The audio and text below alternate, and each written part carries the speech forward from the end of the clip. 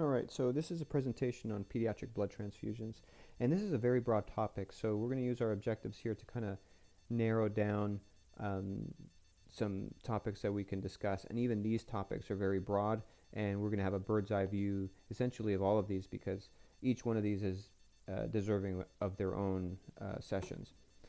We're going to go over the history of blood transfusions and kind of the progress that has been made in that area over time.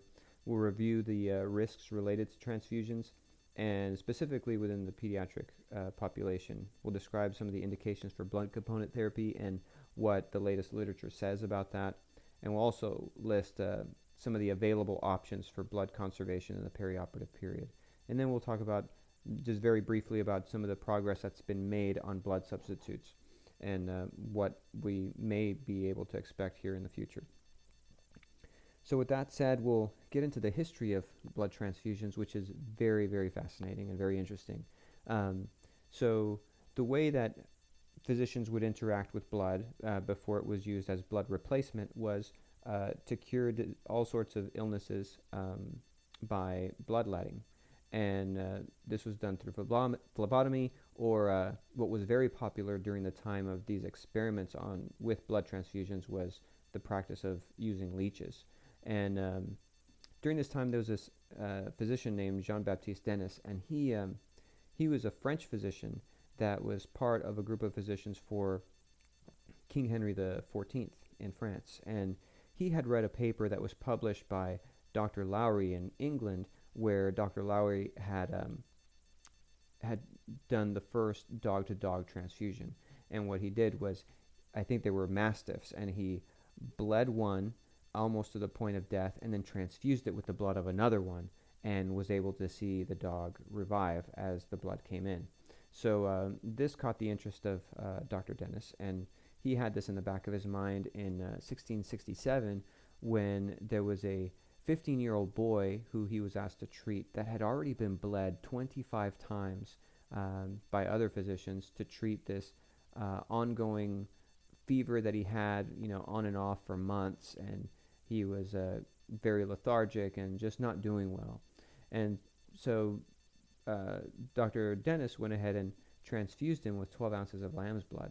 And you might be thinking to yourself, well, why is he using the blood of a lamb, and one interesting thing about this period is that people believed that the vices and virtues and habits and all of those things were in a person's blood. And so when you read Dr. Denis's reason for using the blood of a lamb, he said that it was probably more free of the vices that would be associated with the blood of other men. And so you think, well, what's more innocent than the little blood of a lamb? And not much. It's a pretty innocent little creature. So that's why he used that. But this practice of actually transfusing blood from one animal into a person was very strange at the time. This was like witch doctor stuff. And so the physicians that were part of the faculty of medicine in Paris very quickly became very suspicious of Dr. Denis, and Dr. Denis created a lot of enemies because of this very thing. And he describes that this boy had complained of this pain in his arm and this strange burning, but then somehow, his countenance changed and he was happier, and he considered this thing a success. So despite the transfusion of the blood of a lamb, he survives, and he grows up to be what I assume was a very happy Frenchman that lived a long, happy life eating bread and wine and enjoying his life. And Dr. Denis went ahead and he continued his experiments with transfusion, and he transfused at least two other people. The other person, his name was Gustav Bond, and this guy was not quite as fortunate as the 15-year-old boy. He had come and he had received one transfusion, and he reported that he was stronger, more vibrant, and then he got a second transfusion, and he died. And this was before anybody knew anything about alloimmunization and all the devastating things that can happen from that. Then he comes into contact with this man named Antoine Marais. Now, the story I'm about to tell you is not only just interesting, but it's also very important because the result of this story ends up setting back transfusion medicine for about 100 to 150 years. And so Antoine Mauroy was this guy who had evidently some kind of mental health issues. Uh, he he was violent. He was kind of out of control. He'd run down the streets naked, and when Dr. Dennis found out about him, he of course approached his wife and said, "You know what? I can help him. What he needs is a blood transfusion." And so he goes ahead and he gives him, I think it was 10 ounces of blood. I'm sorry, 5 or 6 ounces of blood from a calf, and he didn't have any obvious untoward effects from this. But then 2 days later, he transfused him a second time, and this resulted in what is now recognized as a hemolytic transfusion response. And Dennis's description of this second transfusion could in fact be considered to be a classic medical description of the phenomenon. And this is what he writes. He says, "As soon as the blood entered his veins, he felt the heat along his arm and under his armpits. His pulse rose, and soon after we observed a plentiful sweat all over his face.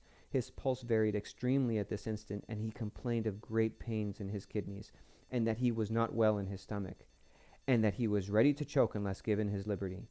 He was made to lie down and fell asleep, and slept all night without awakening until the morning. When he awakened, he made a great glass full of urine, of a color as black as if it had been mixed with the soot of chimneys."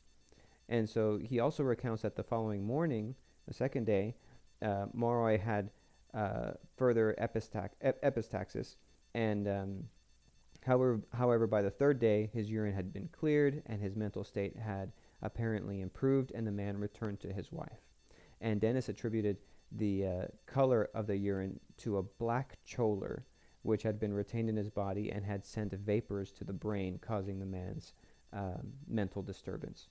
So he recovers and he goes on about his business. And then several months later, Antoine Mauroy again became violent and irrational, and his wife persuaded Dennis and his associate to go ahead and repeat the transfusion.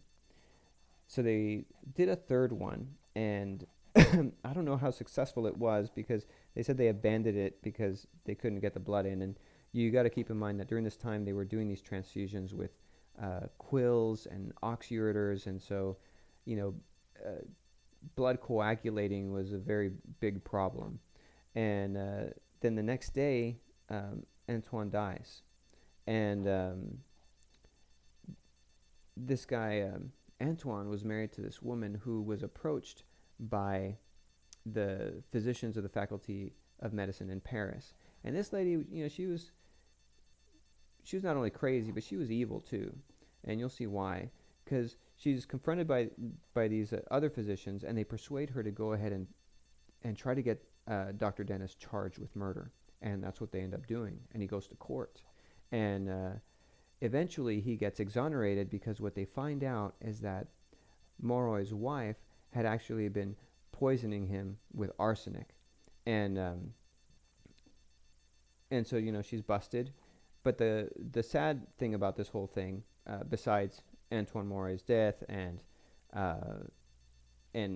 Dennis having to go to court and all this stuff, is that Dr. Dennis ended up not practicing medicine after this. He just abandoned the whole practice and said, forget it.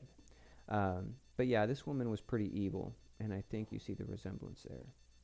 So in 1670, there was a ban on all transfusions because of the fatal reactions that had occurred, specifically with this story. So there was banned in France, and then England followed suit, and then about 9 years later, the Pope kind of gets on board and says, yeah, this whole blood transfusion thing is not good. So nobody really pursued any more studies into blood transfusions for this time after. So then we'll just quickly glance over the timeline of how things evolved. There was an American physician named Philip Physic who performs the first human blood transfusion successfully in 1795. In 1854, there was something going on in Canada called the Asiatic cholera epidemic. And one thing that physicians knew at the time was that there were these things that they called white corpuscles and red corpuscles, which are, red and white blood cells. And they hypothesized that these white corpuscles were really red corpuscles that had not turned red yet. And the way that you get more white corpuscles so that you can get more red corpuscles is through milk. And so what they did was they went ahead and started transfusing people with milk in Canada to treat cholera. And it was given IV. So it didn't matter if it was from a cow or a nursing mother or a goat. Like, if you had cholera, you're going to get some IV milk. And as you can imagine, that probably didn't work out so good for them. And so people really wanted to find a blood substitute. And in 1884, a scientist was doing an experiment on a frog. And what he did was he bled the thing out. And he replaced all the blood volume with saline. And what he noticed was that the frog's heart kept beating for 10 minutes after all the blood was gone.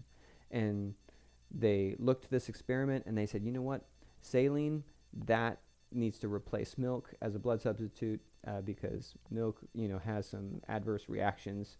And so that's what they did. And after this, Hartmann solution and lactated ringers ended up being developed.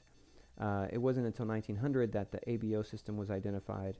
And then in 1907, cross-matching of blood was introduced. And then in 1939 and 1940, we had the RH blood group system that was discovered. And these developments really made blood transfusions safer. And since then, we've been able to identify about 300 different antigens in blood. 30 of those are clinically significant. And so that brings us into the modern era. So that's kind of a brief overview of the history of blood transfusions. So now what we really want to get into is how we manage transfusions in anesthesia. So first we'll look at some physiologic considerations related to children. So compared to adults, children have higher oxygen consumption. They have higher cardiac output to blood volume ratios. And they also have varying blood volumes. So if you're dealing with a preterm infant, you're dealing with very high blood volume to weight ratios, and then it progressively comes down from there. And so you can see from this chart how those all relate. Some notes about neonates. This lecture isn't primarily about neonates. Most of the stuff that we're going to talk about is going to relate to children that are probably greater than 4 months. And so I just made some notes here just to kind of emphasize how neonates are different because we do transfuse neonates, and I think it's worthy to just go ahead and discuss some differences. So their myocardium, it operates at near maximum level of performance at baseline, and they suffer a greater degree of decompensation when exposed to decreased oxygen delivery. They're more dependent on ionized calcium for adequate contractility because of they just don't have the same kind of calcium stores that older children do. And so ionized serum calcium is very important to maintain adequate contractility. Hemoglobin, normal term hemoglobin is anywhere between 14 and 20 grams per deciliter, and this is dependent on at what point the clamp is placed on the cord. These values decrease over the first few months, and you reach the low point between 2 and 3 months, and this is somewhere in the range between 9 and 11 grams per deciliter. This is pretty normal. If it's lower than 9, then there has to be some investigation done into why that is. They also have fetal hemoglobin, which comprises about 70% of the full term and 97% of preterm infants' total hemoglobin at birth. And this hemoglobin is different. So there is a left shift of the oxyhemoglobin curve, and this hemoglobin is very beneficial in utero, and the body slowly gets rid of it over the next few months. Their hemostatic system is a little different. Not only is that different, but every organ system is immature in the neonate and in the smaller children. So it's immature until about 6 months of age. They have reduced concentrations of procoagulant proteins. their PT and PTTs are prolonged. And you would think that because they have these lower concentrations of procoagulant proteins and they have longer PTs and PTTs that they would be more susceptible to bleeding, but they're not. And functional viscoelastic assays are more accurate. And so that doesn't. So what I'm trying to say is that PT and PTT are not necessarily indicative of a bleeding risk, especially when you're talking about little kids. So functional viscoelastic assays are more accurate, and the trend is to use them more and more now because they're usually point of care machines. You can get the results very quickly, whereas PT and PTT, you got to send those off to the lab, and sometimes it can take a while for you to get them back. Children's response to hemorrhage is a little different. Children are able to maintain normal blood pressures until a loss of about 20% or more. And narrow pulse pressure may be a better indicator of hypovolemia. And some authors say that this is the case, that pulse pressure should be looked at more than other indicators. Large amounts of blood may be lost internally secondary to long bone fractures and abdominal trauma. And unique to children is the substantial bleeding that can occur due to closed head trauma. And this is due to the fact that they have very large heads compared to the rest of their body. So risks regarding transfusions. We can divide these into infectious risks and non-infectious risks. So we'll do the infectious ones first. Some of you may remember this gentleman here. His name was Ryan White. He was essentially the poster boy for hemophiliacs that were victims of blood contamination, through receiving blood products. And he had received HIV through a contaminated unit of probably FFP, because at that time products were pooled in very, very large numbers.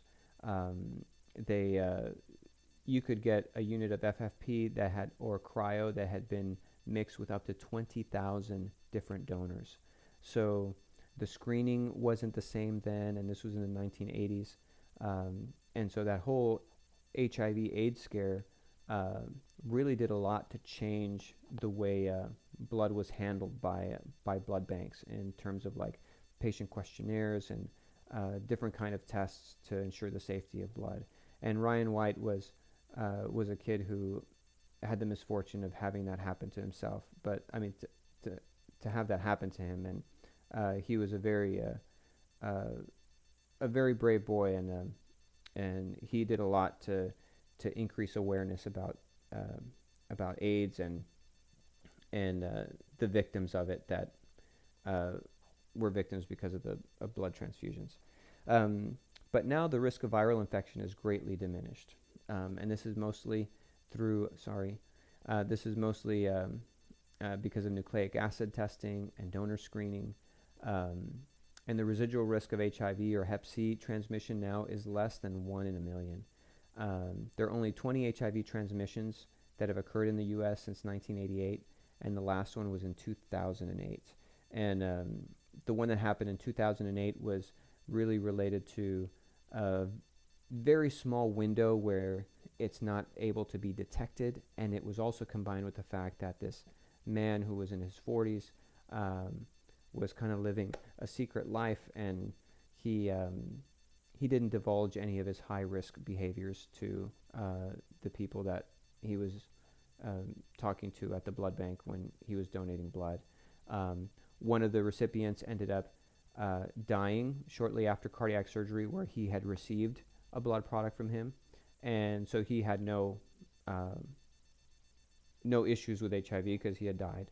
And then the other person was actually a transplant patient who had received a blood product that was tied to this man and ended up getting HIV after that, and then being on antivirals and stuff for, I guess, until now. I don't know what the final thing was, but there was one person who ended up getting it. The greatest infectious risk now really is bacterial, and this usually comes from platelet units that are the most likely source. And when you think about it, platelets are stored at room temperature, and that makes it more likely for it to have contamination. And the other thing to know is that And this is less likely in apheresis platelets because they're not manipulated as much. Uh, older, uh, or I shouldn't say older, but the previous way of handling platelets was to go ahead and extract them from a unit of blood, of whole blood. And so you have multiple points where you can introduce bacteria into the process. And most of the time, the bacteria that's involved is bacteria from the donor's skin. So they've become more meticulous with how they draw the blood, and these risks also now are relatively minimal compared to what they used to be. But new diseases present challenges, especially when you're talking about Zika and prion diseases. And this always presents challenges for making the safety of, to make the blood products safe during times when new things are introduced. So those are things that are always being dealt with. Non-infectious risks that present with transfusions that are immune mediated are transfusion-related acute lung injury. The incidence is lower in children, but it's been greatly reduced since excluding previously pregnant females from FFP donation. And this has been done in Europe and in the United States, and the rates have gone down significantly. And this started happening in the mid-2000s. And the reason for this is that pregnant females that had been previously pregnant have higher concentrations of HNA and HLA antibodies, which are believed to be related to producing acute lung injury from transfusions. Acute transfusion reactions, they're higher in children, and it's usually related mostly to platelets. Hemolytic transfusion reactions, these are exclusively due to clerical errors and minor blood group incompatibility. There's no other reasons for it. Febrile non-hemolytic reactions, and these type of reactions have been reduced with leukodepleted products. In places in Europe, they universally leukodeplete everything. In the United States, most places leukodeplete their products. Some don't because the literature isn't all that persuasive. And the other thing is that it costs a little bit more, and you also lose about 10% of your red blood cells from a unit if you use leukodepletion with these filters. Of course, the risk of alloimmunization, which could present a problem later on, and transfusion-associated graft versus host disease. The last NBCUS report in 2011 cited 11 cases of graft versus host disease, and it usually presents itself as cutaneous manifestations that can range from rash all the way to like sloughing skin. But the big deal with graft versus host disease is the aplastic anemia that can happen. And aplastic anemia, you can see that in that bottom slide. Healthy bone marrow on the left, very robust and good, and then you have aplastic anemia on the right. And that's what these patients die of, and it's almost universally fatal if not treated. And the only way to prevent this is by the irradiation of blood products. And different institutions have different criteria for when they use irradiation on their blood products. But the criteria that I'm going to give you here is where there is universal agreement. So patients who are immunocompromised patients, this includes in the pediatric population, what you think of is cancer patients or patients with DiGeorge syndrome until they've been kind of screened and been declared to not be immunocompromised are usually treated with irradiated blood. Intrauterine transfusions, premature infants less than 1,200 grams, and transfusions from a blood relative, which you would think like, well, that's from your relative, that should be fine. But actually, because of the closeness between the markers on white blood cells, the donor white blood cells can look at the recipient and see them as foreign and attack them, and the recipient's white blood cells can see the similarities to itself in the donor and decide not to attack. And so essentially the recipient's immune system is asleep at the wheel while these active white blood cells go to town on skin, on the gut, on bone marrow, and everything. So that's one way in which transfusion-associated graft versus host disease works. And in places where there are high rates of consanguineous marriage, like in Turkey, the rate of consanguineous marriage is about 21%.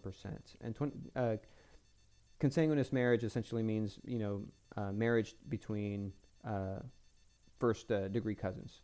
And so in places like that, they universally irradiate all their blood products.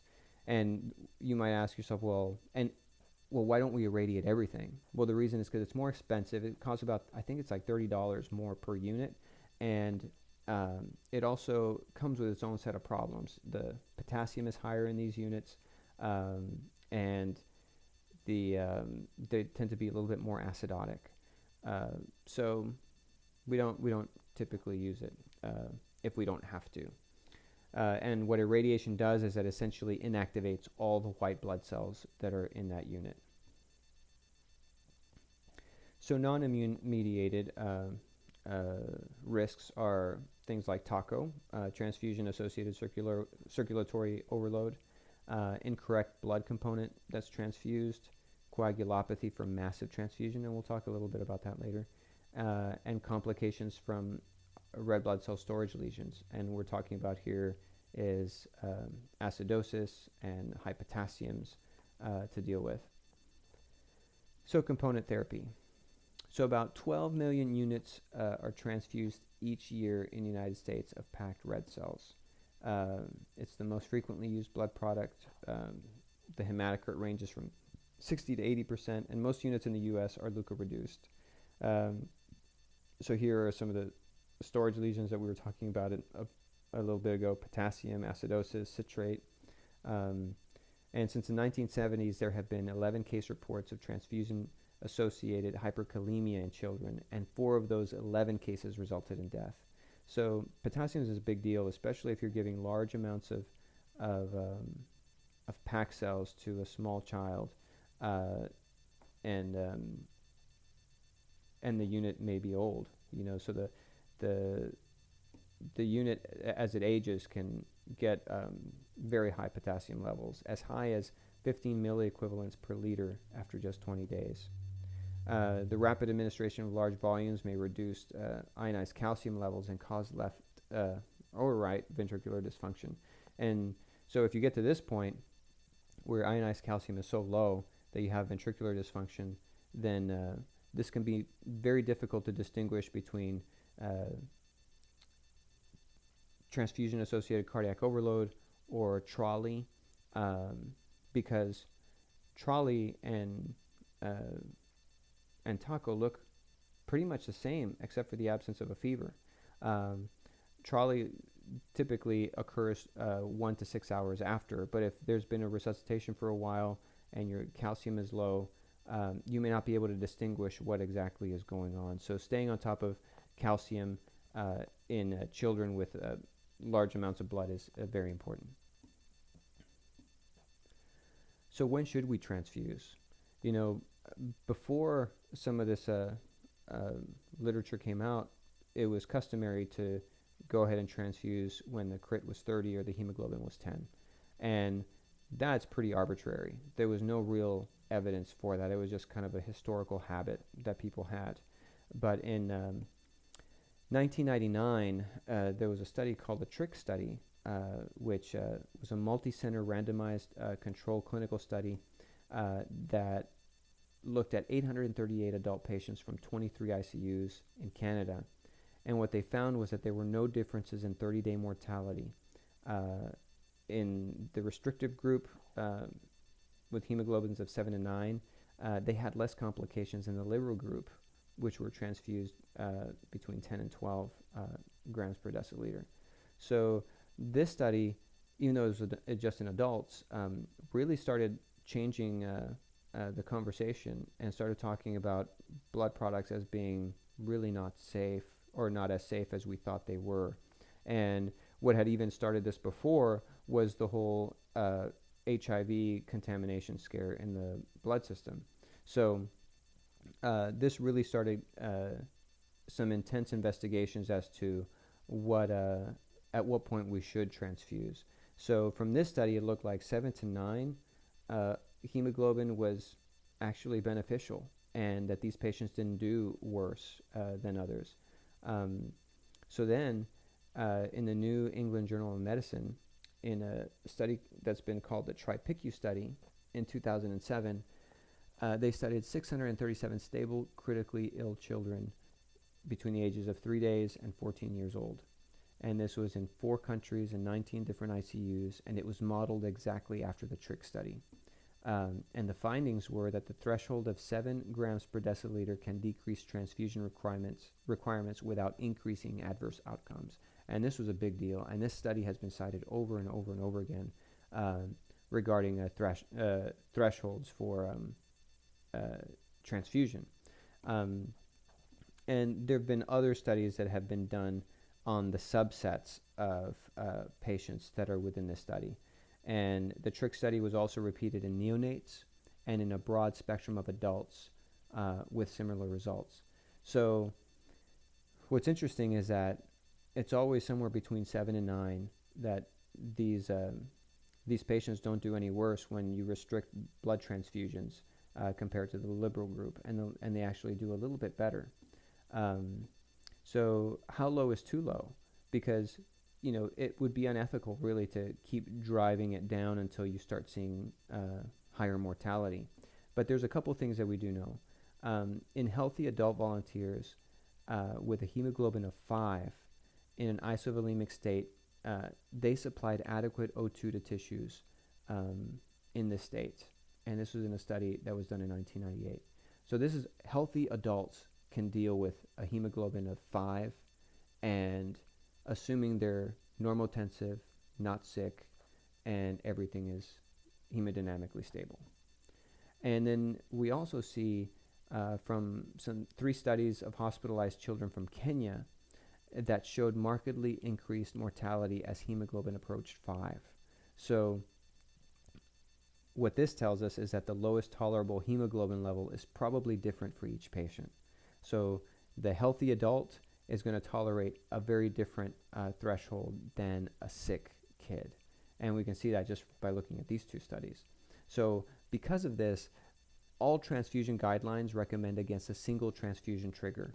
And the decision to transfuse should consider a whole bunch of things. And just a few of them are hemodynamics, comorbidities, risk factors, the rate of bleeding, their oxygen saturation, their lung status. All that stuff is important to consider when you decide to transfuse. So there's not a single number that you look to and say, oh, now I got to transfuse, because that's not what any transfusion guideline ever recommends. But it is widely accepted to target a hemoglobin level of 8 during ongoing bleeding.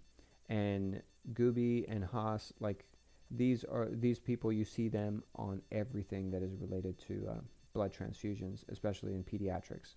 And a hemoglobin of 8 is a good target, which translates to about a hematocrit of 24 to 25. The goal should always be to replace what is being lost, and this, of course, is easier said than done, and it requires a lot of vigilance from the anesthesia provider. Packed cell transfusions, packed red blood cell transfusion is almost always indicated when the hemoglobin is less than 6, and it is usually not indicated when the hemoglobin is greater than 10. Like this, we can say safely, because we just saw the studies from Kenya that mortality goes up significantly as hemoglobin approaches 5, and we know that there's not really any benefit when the hemoglobin is greater than 10. So those are some guidelines that you can kind of walk away with. Now, how much do we give when we do have to transfuse? 10 mLs per kilo will increase the hemoglobin between 1 and 2 grams per deciliter. And you can calculate how much you can give or how much you should give by using the body weight in kilograms times the desired increase in hemoglobin times 5. An example would be 10 kilogram baby, and you want the hemoglobin to go from 5 to 7. And so that's 2 grams per deciliter times 5. So you're going to give this baby 100 mLs of packed cells, and that'll get you about where you need to be. So platelets.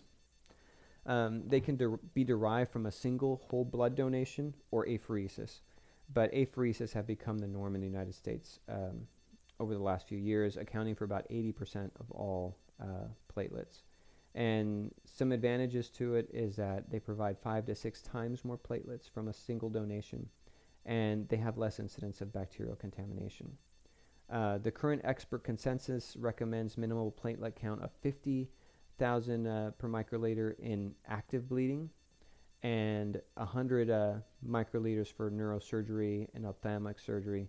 And this is because these places are closed spaces that are they may be hard to control bleeding. So there's no strong research on this. This is just based on expert consensus. So transfusion of 5 to 10 mLs per kilo of apheresis platelets will increase your platelet count from 50 to 100,000 per microliter. And all platelets are routinely tested for bacterial contamination. And of course, the highest risk from platelets is bacterial contamination. FFP. So current guidelines it says to use when there is ongoing bleeding, and PT, PTT, and INR are 1.5 times normal. But the data for this is pretty weak, and the data is pretty weak. In some places, this is all you got, so you have to use it. But the trend now is to use viscoelastic assays like Rotem or TEGS. And the current European guidelines support the substitution of fibrinogen if below 150 to 200, or max clot firmness of less than 8 in the Rotem FibTem assay. So the trend is to use is that people are starting to use these viscoelastic assays because they tend to be more accurate, and they measure the process of clot formation and clot lysis, whereas PT and PTT were never meant to do that. They only measure the first part of the clot, and they were really meant to just measure the effects of warfarin, not complex coagulopathies.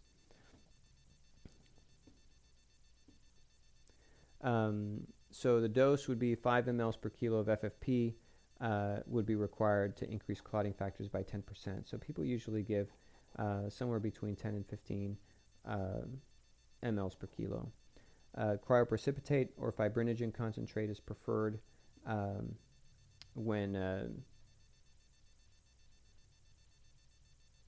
cryoprecipitate or fibrinogen concentrate is preferred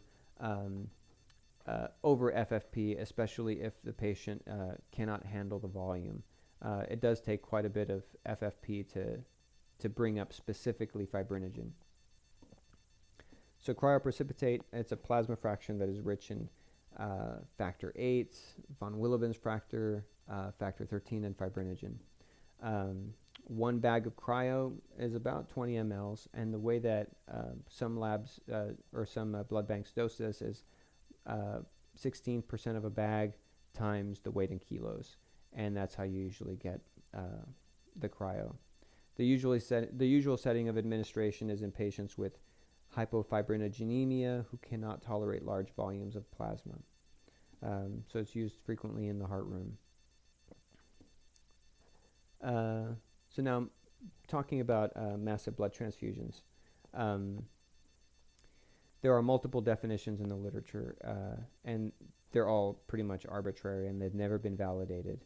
But one of the most commonly held definitions in pediatrics is the administration of 50% of blood volume over 24 hours. And you could argue this for just about any definition. But I chose this one only because it's the only one that's ever been tried or attempted to be validated by anyone.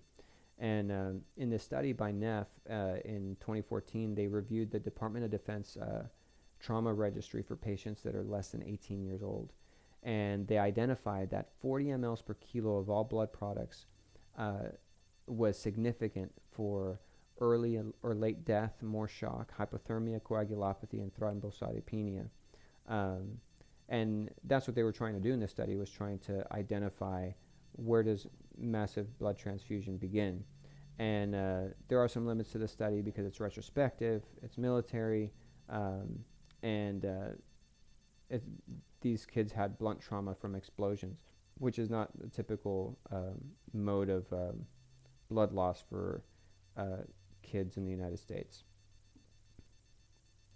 But why do we need a definition? Well, one of the reasons that it may permit the identification of children that are at risk for shock, coagulopathy, and death secondary to hemorrhage, and it can provide a trigger for activating massive blood transfusion protocols. And there are different massive blood transfusion models. There are different models. You can have the lab-driven, which is referred to as pull, or the formula-driven, which is called push. So in the pull model, or the lab-driven model, it's driven by lab values and transfusion triggers. And the formula-driven model, or the push, is a prearranged delivery system of blood products in ratios. And when you look at who activates it, usually it's a physician that activates massive blood transfusion protocols in the formula-driven model. And this is the current trend. Some of the advantages are that it can mitigate early coagulopathy, it decreases crystalloid administration, and it reduces the delay in ordering and delivery of these blood products. Massive blood transfusion protocols were designed with ratios of components to mimic whole blood. And, when you read some of the earlier literature that was done in the military regarding massive blood transfusions, what you see is that they used a lot of whole blood. And a lot of the studies after that are using ratios. And one of the reasons is that in the military, they have, especially in combat situations, they don't have the logistics to be able to have blood components and to store them. And so they have very small amounts of them, small amount of platelets, small amount of FFP, and all of that other stuff. So they have these traumas come in, and they can deplete their blood bank with one patient.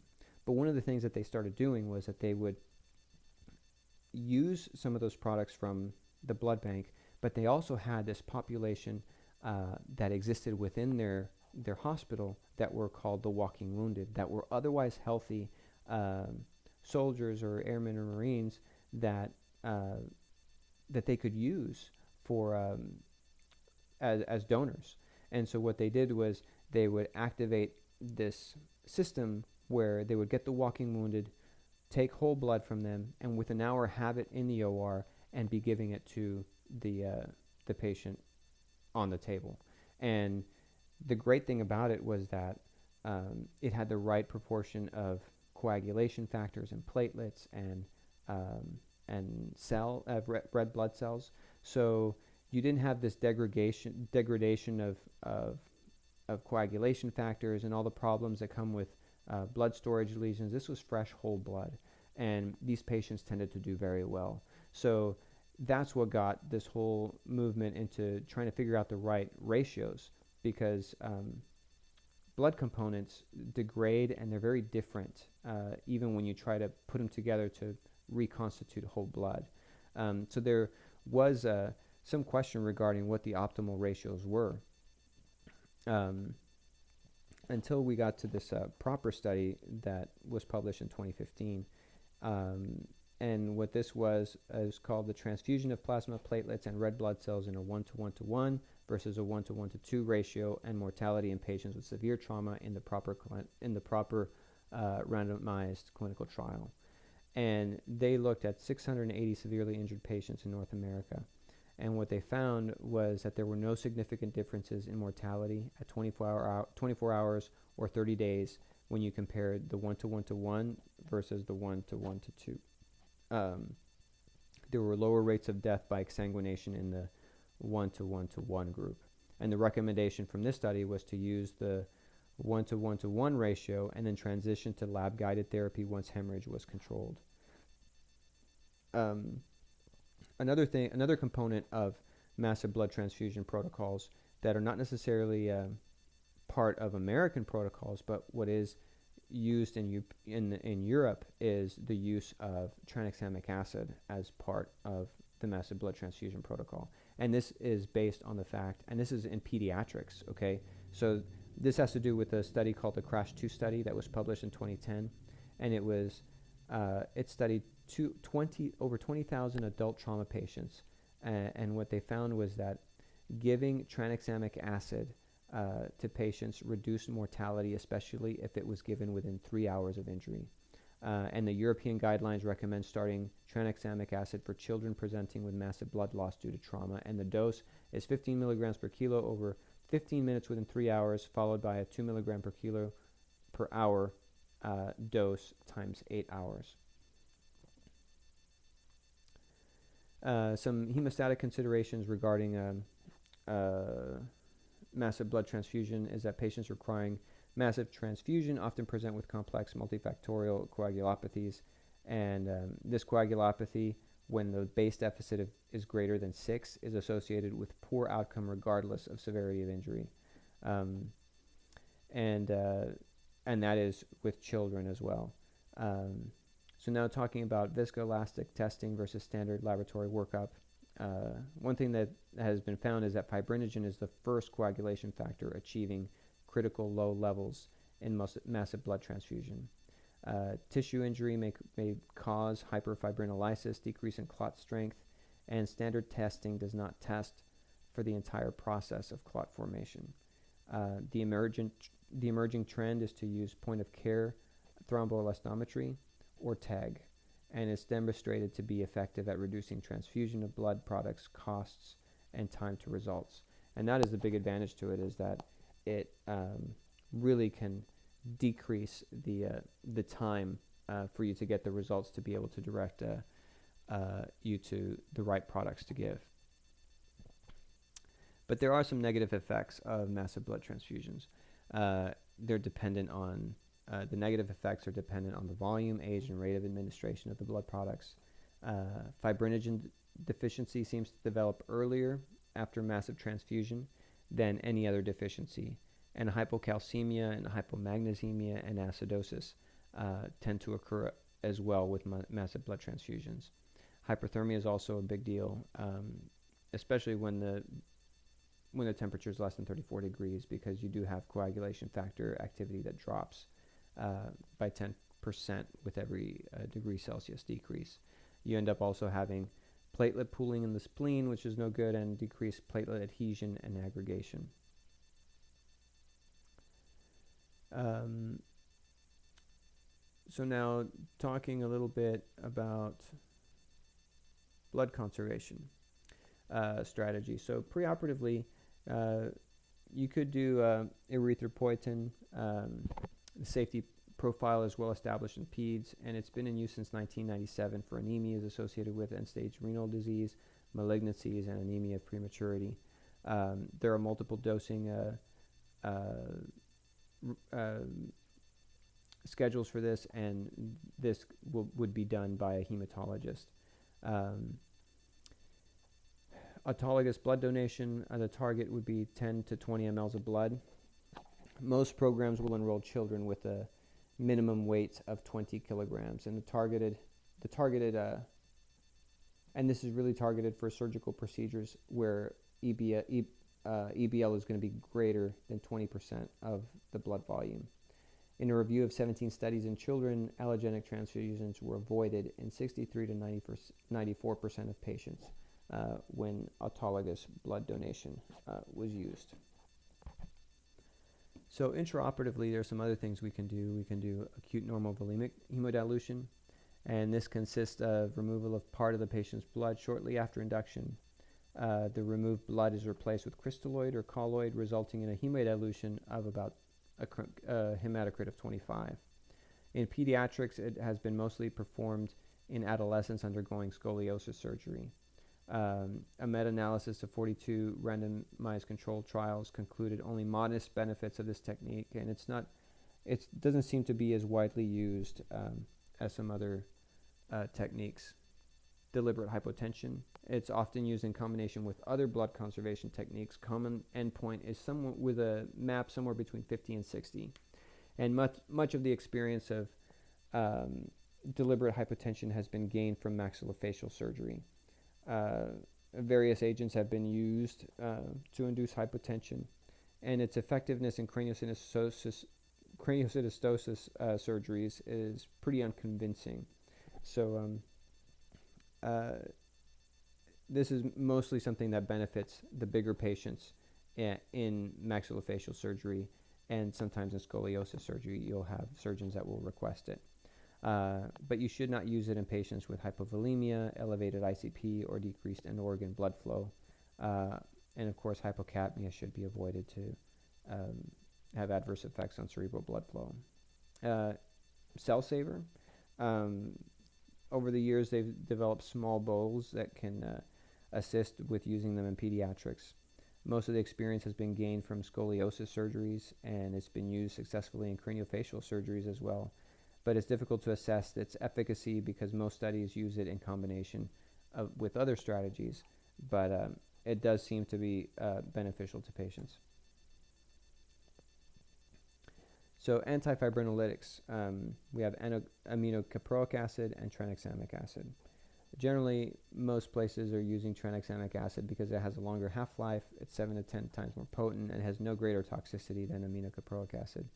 And this is the only class of drugs that's ever been shown to reduce blood loss. There are variable dosing schemes. Loading doses range between 10 and 100 milligrams per kilo with a maintenance between 1 and 15. In one study, congenital heart surgery accounted for 64% of tranexamic acid use, scoliosis for 18%, craniosynostosis for 3.6%, and all others for 14%. And this was a study that was done in pediatric institutions in the United States, and that's kind of the breakdown of how it's used. So now developments regarding blood substitutes. Over the years they've tried these fluorofluorocarbon-based solutions that have been developed, and they really haven't had much success with that. There are a lot of side effects. Several hemoglobin-based carriers have been developed as well, but none have made it into clinical practice due to unacceptable level of side effects, and most of it is like hypertension and renal damage and stuff. So they'll make these hemoglobin molecules and they'll encapsulate them in some substance, and then over time they're broken down, and then the hemoglobin molecule binds to nitric oxide and causes unacceptable levels of hypertension. But what's really interesting is that in 2009, the Defense Advanced Research Projects Agency, also known as DARPA, began this blood farming program. And the goal was to produce donorless, fieldable O-negative blood to meet battlefield needs. And in 2011, Arteriocyte delivered the first shipment of blood to the FDA. They were able to produce 20 units of pack cells from 1 unit of cord blood in 3 days at the cost of $5,000 per unit. Now, that's pretty impressive that they were able to do that. But so is the price, because when you look at what it costs to produce 1 unit of pack cells, right now, it's about $250 to $300 per unit. That's not the activity-based cost, like where the hospital processing and all that stuff. That's just the cost of making the unit.